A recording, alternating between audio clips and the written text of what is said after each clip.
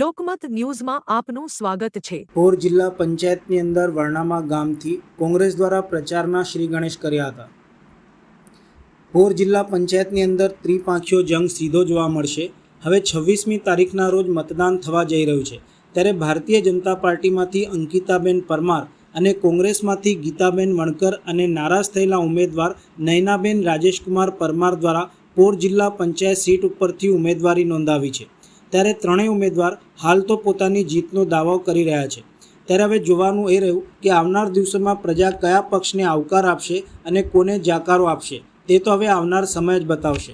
ત્યારે કોંગ્રેસ દ્વારા આજ રોજ વર્ણામા ગામમાં આવેલ રામજી મંદિરના દર્શન કરીને જિલ્લા અને તાલુકાના ઉમેદવારોને ભેગા થઈને પ્રચારના શ્રી ગણેશ કર્યા હતા। ત્યારે વર્ણામા ગામની અંદર કોંગ્રેસના ઉમેદવારોને ઠેર ઠેર જગ્યાએ આવકાર અને ફુલારથી સ્વાગત કરવામાં આવ્યું હતું। બીજી બાજુ સત્તા પક્ષના નેતાઓથી પોર જિલ્લા પંચાયતની પ્રજા ત્રાહિમામ પોકારી ઉઠી છે તેવા પણ આક્ષેપો છે। આવનાર દિવસોમાં પ્રજા હવે સત્તા પક્ષને લોકો સારી રીતે 26મી તારીખે મતદાન કરીને 28મી તારીખે પરિણામમાં જવાબ આપશે તેવું વર્ણામા તાલુકા પંચાયત કોંગ્રેસના ઉમેદવાર કૃષ્ણા પટેલ દ્વારા જણાવ્યું હતું।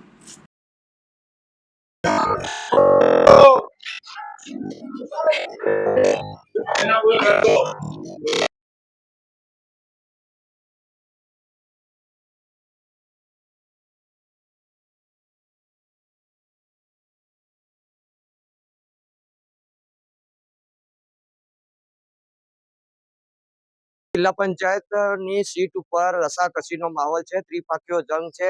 જ્યારે વાત કરવામાં આવે તો આવતીકાલે ફોર્મ ખેંચવાનો અંતિમ દિવસ હતો, ત્યારે ભાજપે કોંગ્રેસ દ્વારા એક ઉમેદવાર એમનો જે કોંગ્રેસનો ઉમેદવાર ખોયો છે અને જ્યારે ઇટોલા સીટ ભાજપ માટે બિનહરીફ થઈ છે, ત્યારે કોંગ્રેસ દ્વારા વર્ણામાંથી આજે રામજી મંદિરના દર્શન કરીને તમામ ઉમેદવારોએ આજે પ્રથમ દિવસે પ્રચાર પરગામનો શ્રી ગણેશ શરૂ કર્યો છે। મારી પાછળ જે દ્રશ્ય જોઈ શકો છો કે ઇટોલા તાલુકા પંચાયત, પોર જિલ્લા પંચાયત, પોર તાલુકા પંચાયતના તમામ ઉમેદવારો આજે વર્ણામાંથી જે તમામ ઉમેદવારો છે એ આજે આ પ્રચારના શ્રી ગણેશ કર્યા છે અને ખરેખર પોર જિલ્લા પંચાયત જિલ્લામાં તમામ નેતાઓની નજર છે। જ્યારે વાત કરીએ કે કૃષ્ણાબેન આપણી સાથે છે, કૃષ્ણાબેનનો દબદબો એ જોવા મળ્યો છે। બેન, તમે કેટલા સમયથી કોંગ્રેસનું કામ કરો છો, આજે તમને ઉમેદવારી મળી છે, હવે આવનારા દિવસોમાં તમારા માટે કે રહેશે, કેમ કે અમે સત્તાધારી પક્ષ છે, શું કહેશો? હું છેલ્લા 10 વર્ષથી કોંગ્રેસમાં કામ કરું છું અને આવી જ રીતે એક્ટિવ છું અને આગળ જે તમે સત્તા પક્ષનું તો 2 દિવસથી જોવો જ છો કે કેટલો દબદબો છે અને કેવી રીતે હેરાન કર્યા છે, અમને લોકોને કેવી રીતે હેરાન કર્યા છે, પણ અમે એમનાથી બીવાના નહીં, આજે નહીં કાલે નહીં, અમે આ જ રીતે લડત આપીશું અને આપતા જ રહીશું।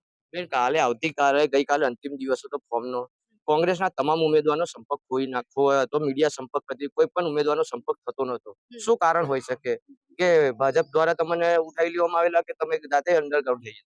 ભાજપ દ્વારા ઉઠાવવાની તૈયારી તો થઈ જ ગયેલી અમારી, પણ અમે એમના પ્રેશરમાં આવવાના હતા નહીં, એટલે અમે અમારી રીતે નીકળ્યા હતા, પણ ભાજપે જે રીતે અમને ગંદી રીતે પ્રેશર કર્યું હતું ને, એ આ લોકશાહી નો જે અત્યારે લોકશાહીની ચૂંટણી ચાલવાની છે ને, એના માટે આ લોકશાહી નથી એમની, એ પણ ગમે એટલું પ્રેશર કરશે, અમે એમના પ્રેશરમાં આવવાના નથી અને અમે જીત પાક્કી છે અમારી, એના લીધે જ આ પ્રેશર એ લોકો કરી રહ્યા છે અમારા પર। તમારો હાર્દિક પટેલને વર્ણામાં લાવનાર તમે, તમારું ખૂબ મોટું નામ છે, તો આવનાર દિવસોમાં કોંગ્રેસ માટે શું કરશો?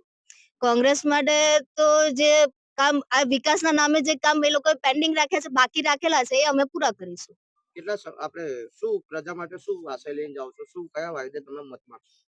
એટલે પ્રજા માટે અત્યારે જે પાણીની સમસ્યા છે, આ રોડની જગ્યાએ બ્લોક આવી ગયા છે અમારા ગામમાં, પણ રોડની જે પ્રોબ્લેમ છે, એ બધી પ્રોબ્લેમ જે સ્લમ એરિયા છે એમનું જે કામ બધું બાકી છે, એ બધું કામ અમે પૂરું કરીશું। લાગે છે પોર જિલ્લા પંચાયતની અંદર હજુ કેટલા એવા કામો બાકી છે કે લોકો હજુ પણ પ્રજા હેરાન પરેશાન છે, આવનારા દિવસોમાં પૂરું થશે ખરું?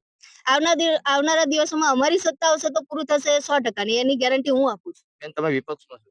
હા, વિપક્ષમાં છું, પણ જો હું જીતીશ તો આ કામ પૂરું થશે, પણ સત્તા પક્ષ કરે ના કરે એની જવાબદારી તો અમે ના આપી શકીએ, કેમ કે આટલા વર્ષોથી તમે જોવો છો કે સત્તા પક્ષ કઈ જ નહીં કરતી। ભાજપે સામે ટિકટોક સ્ટાર અંકિતાબેન એ તો ટિકટોક સ્ટાર જ છે ને, કામ માટે પ્રજાની સામે તો નહીં આવે, એ ખાલી ટિકટોક પર જ ફેમસ થશે। આજે તાલુકા પંચાયત પ્રમુખ કરી ચૂક્યા છે, હજુ એવા કામો છે બાકી છે, બધા કામો બાકી છે, અમે ગામે ગામ જઈએ છીએ, બધા એવું કહે છે અમારા આ કામ બાકી છે, પેલા કામ બાકી છે, 5 વર્ષમાં કોઈ દિવસ જોવા નહીં આવ્યા, અડધા લોકો એમને ખાલી પ્રમુખ બનેલા છે, એમને ઓળખતા નહીં, એટલે એ ખાલી ટિકટોક પર જ ફેમસ છે, પ્રજાની વચ્ચે ફેમસ નહીં. પ્રજા માટે ઉપર ફેમસ નથી, ટિકટોક પર ફેમસ છે એવો કૃષ્ણાબેનનો આક્ષેપ છે. આપણી સાથે ગીતાબેન વનકર છે. બેન, તમે જિલ્લા પંચાયત પર ઉમેદવારી નોંધાવી છે, કેવો પ્રતિસાદ? કઈથી તમે ચાલુ કર્યું છે શ્રી ગણેશ પ્રચારનું? અમે પોર ગામમાંથી ચાલુ કર્યું છે. આજે વર્ણામાંથી અમે ચાલુ કર્યું છે, એટલે અમે બધાનો બહુ સહકાર છે, એટલે અમે જીતીને એ કરીશું. જે પણ અમારા કામ જે બાકી છે એ અમે ભાજપે જે નહીં કરે એ કામ અમે પૂરા કરીશું. પ્રજા માટે શું અપેક્ષા લઈને જાવ છો? પ્રજા માટે અમે અપેક્ષા લઈને જઈએ છીએ કે અમને સાથ સહકાર આપે. અને કદાચ તમારી સત્તા આવે તો? અમારી સત્તા આવશે તો હું બધા જે પણ કામ જે એને ભાજપે જે નથી કર્યા ને એ કામ હું બધા પૂરા કરીશ. સામે પેલા બેન છે. હા, તે કોઈ વાંધો નહીં. જે બે બહેન છે એ ખાલી ફેમસ એના માટે જ છે, અમે એ રીતના ફેમસ નહીં. શું કહેશો? તમે પોર તાલુકા પંચાયતમાંથી છો, ઉમેદવારી નોંધાવી છે. હા, પ્રજા માટે શું વિકાસ કરશો? અમે પ્રજા માટે વિકાસ કરીએ છીએ કે જો હું આવનારા દિવસોમાં ચૂંટાઈને આવીશ તો જે અંકિતાબેને નહીં કર્યું એ હું કરીને બતાવીશ. અને મારો એ પ્રશ્ન છે કે મને મારા વડીલો, મારાથી મોટા, મારાથી નાના એમનો સહકાર મળશે તો હું જીતીને આવીશ. તો જે કામ એ લોકો ભાજપ વાળાએ નહીં કર્યું એ કોંગ્રેસ વાળા કરીને બતાવશે.